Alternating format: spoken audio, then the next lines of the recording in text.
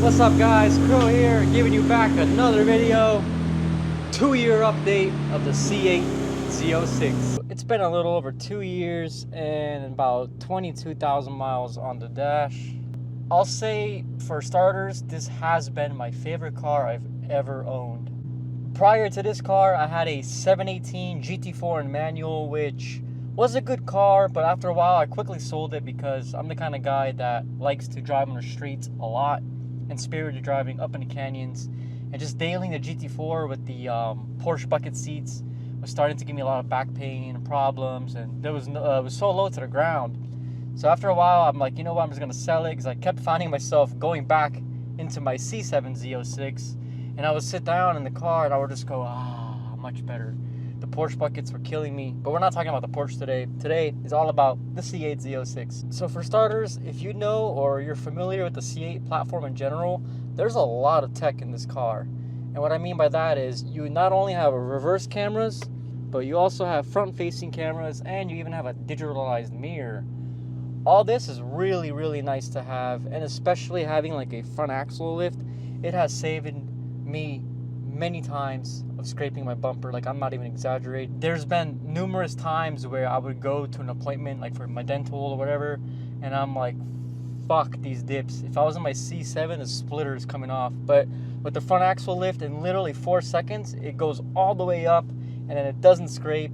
So in terms of a daily driver sports car, this thing has been phenomenal. So before I take this car out for a drive, this is my 3LZ hardtop convertible C8 Z06. And what I like about it is it's low, but it's not too low to the ground. I don't have any like the crazy front splitters, the Z07 package. I have what I call the cruiser spec.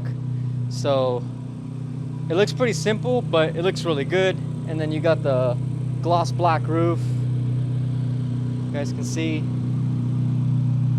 Sounds really good too. And this is on the quietest mode.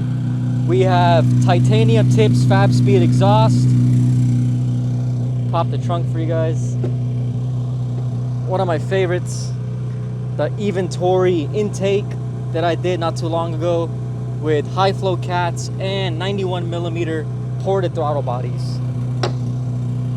One of my favorite things that I like about this car is this back little window. I talk about it all the time because when you put it down, you hear so much exhaust note, and then you can keep these windows up, and then you're not getting like so much wind or your hair flying all over the place.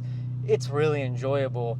And I'm not really a convertible guy. The top barely ever comes off, if I'm being honest. Like maybe once or twice in like a month. But even that, I mostly just keep the top up and this back window down, and it just symphony, just music to my ears. Okay, pros and cons of the C8 Z06. We're gonna start off with the cons first. Now, granted, there wasn't that many problems I had with the car. The number one thing was my convertible hardtop cable snapped on me, and I was unable to close the roof.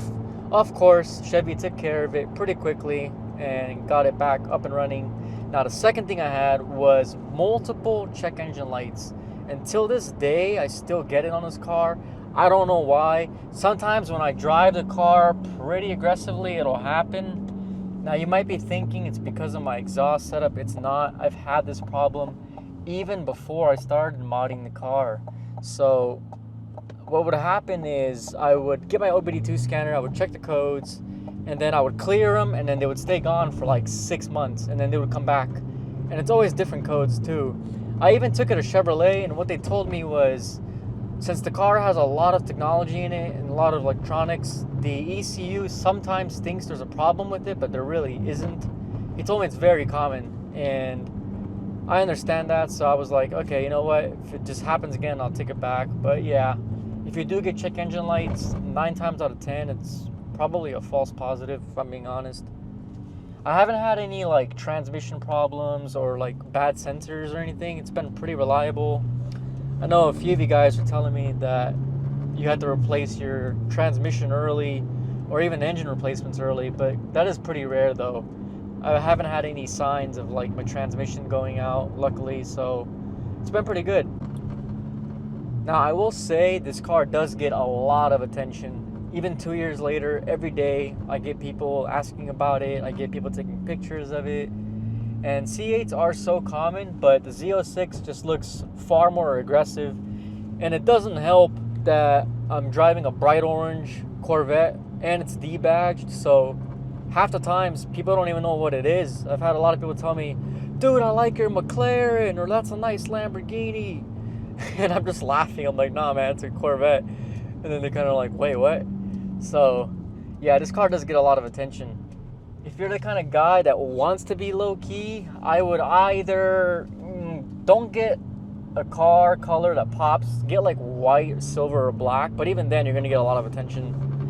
But if that doesn't appeal to you, I would definitely go towards like a 911. So prepare for that. You guys will be stopped at gas stations. People at stoplights will try to talk to you.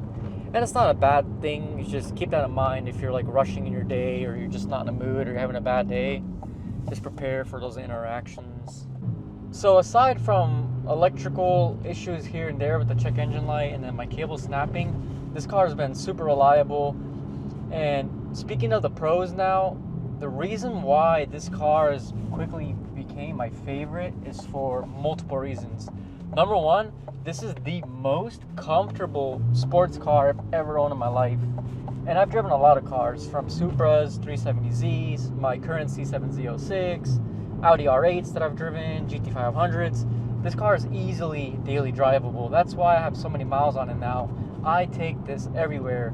I take it to the gym, I take it to Costco, I take this car wherever I go. But granted, I do work from home, so I'm not commuting anywhere. I am, thankfully, thank God, I'm blessed to be able to do that.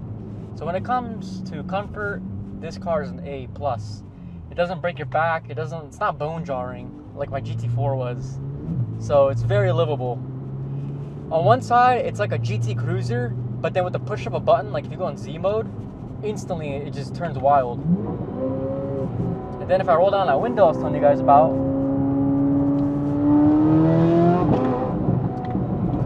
it sounds so fucking good. Like, that's what I mean. This thing is like a cruiser, and it's like a exotic like 458 blended into one. So depending on your mood, just switch the modes.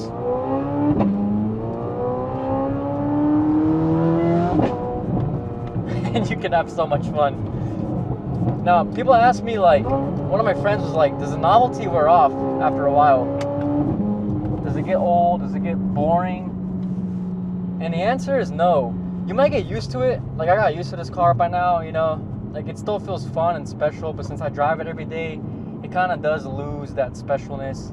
And then seeing so many C8s on the road, especially like Z06s where I live, there's like 4 of them here, which is not a bad thing. That just means the car is so popular and, you know, a lot of people are buying them, but it does lose that unique factor, if you know what I mean.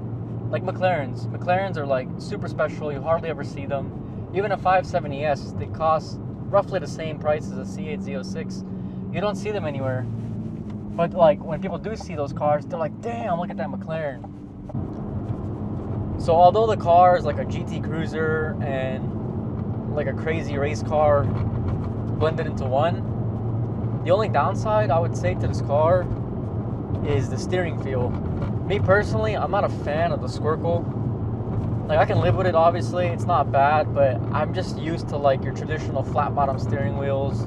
For me, it kind of feels bulky in the hand. It's not a bad thing, but one thing that a lot of owners agree on is the steering could be a little better.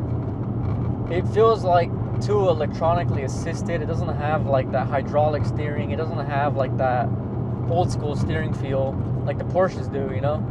So it's not a bad thing, like I said. I'm just nitpicking here, but I'm just giving you guys my honest thoughts and opinions. And driving this car, it really made me appreciate it so much because it is the best bang for buck car you could buy, hands down. Like, for 100 to like 120 grand used, this thing is unbeatable. Like, no other car comes close. Not even the Audi R8 can touch this car for its price. It's so fast, it's so like, it looks so exotic, it sounds so exotic, and my favorite part of all, is when I get this thing serviced, it's so cheap. Like oil changes are like $140 where I take it to. Whereas other cars with this kind of performance and platform, you'll easily be charged like $1,000 or $1,500, like the Lamborghini Huracan. Now, yeah, if you're hella rich, you got a lot of money, that might not matter to you. But if you want to buy a car to daily drive and really not worry so much about expenses, the C8 is where it's at.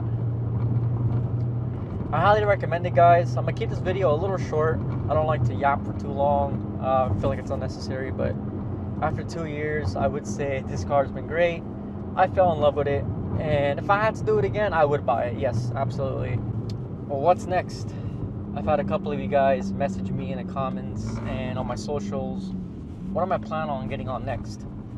There is a car I have in mind that I want to get soon, within 6 to 12 months. Granted, everything goes well, business is still good. It's gonna be a true exotic. Now, if you follow me closely, I feel like you guys know what I want, but I want to keep it a surprise. And the C8 Z06, it's not gonna go anywhere, guys. We're gonna keep this car. The reason I haven't really been posting content lately is because I just feel like I kind of did everything already. The exhaust, the high flow cats.